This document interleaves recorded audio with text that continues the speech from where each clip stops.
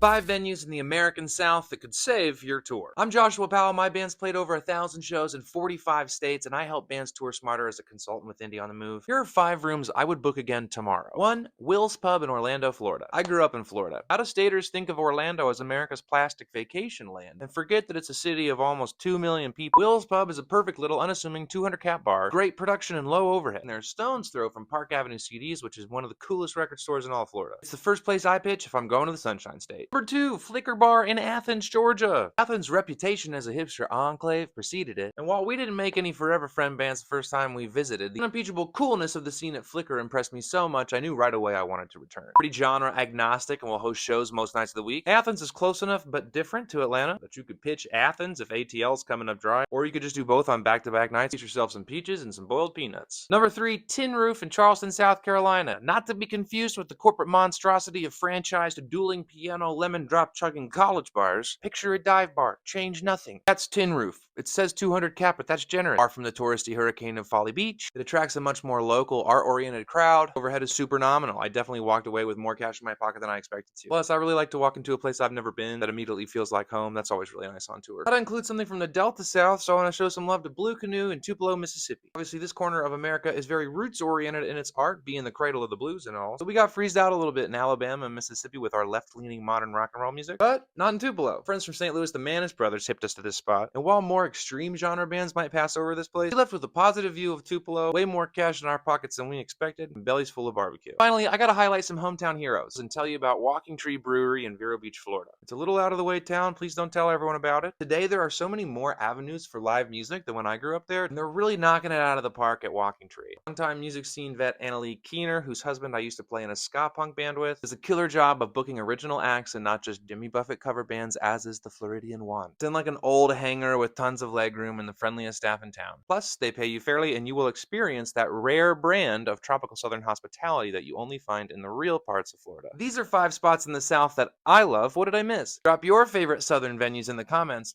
and let's build out that map together.